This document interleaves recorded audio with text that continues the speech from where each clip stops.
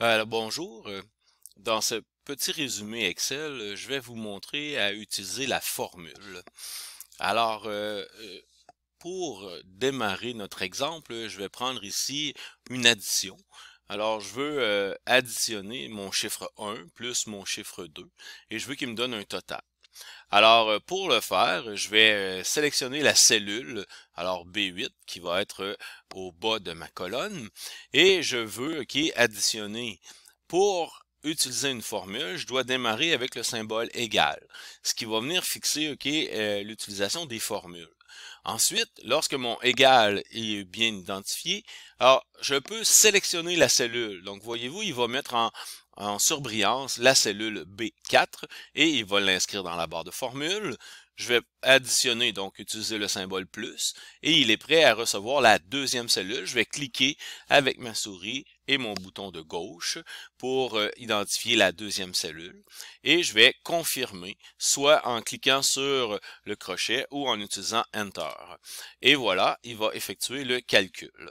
Ce qui va faire en sorte que si je viens changer mon chiffre 1, par exemple 15, il va effectuer le calcul automatiquement. C'est l'utilisation d'une formule. Euh, c'est vrai lorsqu'on utilise des chiffres qui sont dans des cases différentes et non adjacentes. Maintenant, je vais vous donner une autre façon de faire le calcul. Alors, lorsque nous avons, par exemple, 4 travaux, et ces travaux sont notés un à la suite de l'autre, sans espace entre les chiffres du tableau. Donc, on a identifié une case totale. Donc, je vais placer mon curseur immédiatement en bas de la colonne qui touche au dernier montant.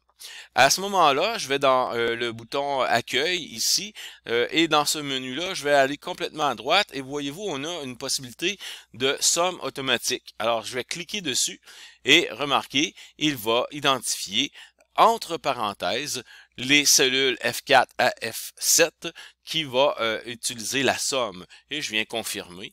Donc voyez-vous, c'est une façon rapide également de faire calculer la somme de nos chiffres, mais l'utilisation de cette formule demande que vos chiffres ne soient pas décalés d'un espace.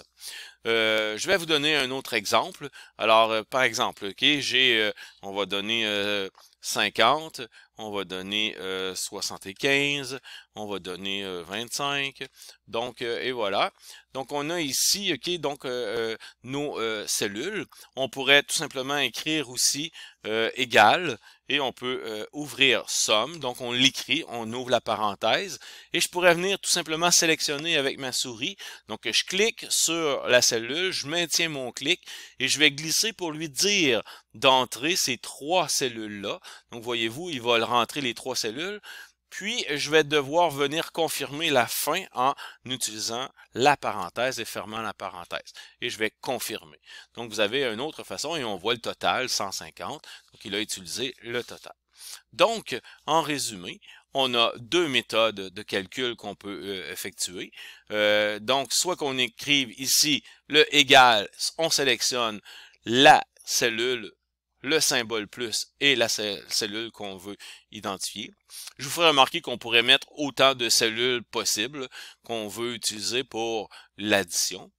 Deuxième méthode rapide, on sélectionne ici la cellule et lorsqu'ils sont adjacentes, on vient utiliser somme automatique ou tout simplement, on vient écrire la somme, on vient sélectionner et on glisse pour identifier les chiffres qu'on veut qu'ils soient à l'intérieur de la somme et on ferme notre parenthèse.